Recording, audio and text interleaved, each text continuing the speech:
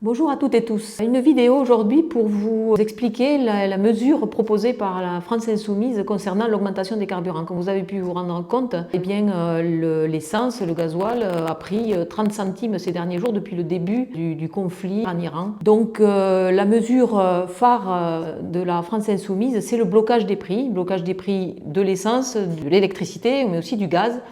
Et ça, c'est possible, tout à fait possible, par le biais d'un article du Code du commerce et un arrêté qui serait pris par le gouvernement. Et ça permettrait en fait de ne pas impacter le pouvoir d'achat des particuliers, mais aussi des TPE, des PME, des artisans qui sont très dépendants de l'énergie. Alors ce blocage de prix, en fait, il va permettre de prendre sur les marges des grands distributeurs, notamment des raffineurs en ce qui concerne le pétrole, sans impacter les dépenses publiques, nos services publics, parce que c'est ce qui va se passer si on applique ce que propose notamment le Rassemblement national par le biais de M. Bardella, qui lui propose de baisser la TVA de 20% à 5,5%.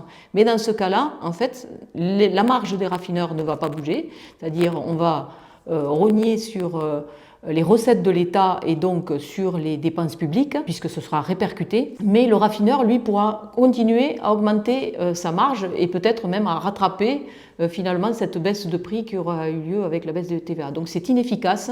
C'est absolument pas la mesure qu'il faut prendre pour protéger les Français. La meilleure des mesures, c'est vraiment le blocage des prix. Ça a déjà été fait, notamment avec le gel hydroalcoolique au moment du Covid. Ça a été fait aussi dans les années 90 sur les carburants. Et donc, c'est une mesure tout à fait possible qui peut être prise très rapidement et qui va protéger l'ensemble des Français.